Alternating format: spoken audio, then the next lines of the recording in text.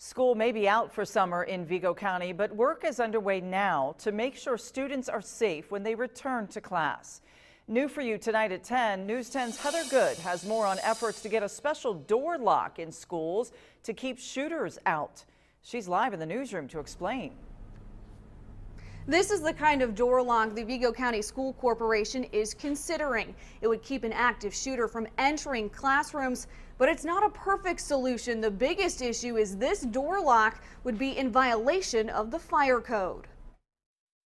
There needs to be something done to lock the schools down to protect the kids. Terre Haute Assistant Fire Chief Norm Loudermilk explains the Vigo County School Corporation contacted the department to review its fire protection plans. What we're seeing is that bad guys are going into schools and they're pulling fire alarms, and when they get the kids in the hallways, then they have more victims that they can shoot at. The district asked about installing door locks like these. Plates would be installed in the floor and door and a red key inserted. You essentially lock the people in the room and there's no way to get in or out except to pull that red device out of there.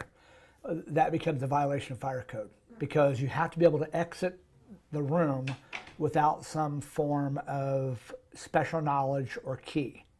And of course that requires a key and absolutely require special knowledge. The key would be kept in a box above the door for use in an emergency. This kind of lock is about $60.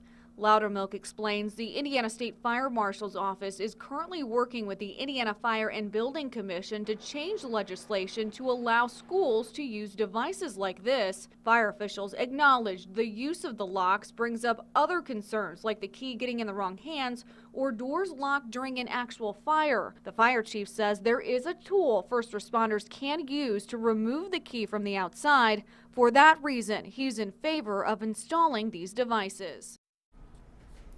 Now, Loudermilk says he hopes something can be done to get these devices installed by the end of summer before kids return to the classroom. But this is not the only effort to keep students safe. Earlier this year, the police and fire department signed off on a policy requiring students to shelter in place for up to 45 seconds when a fire alarm goes off. This allows staff to check for a fire or potential shooter before sending people out into the hallway.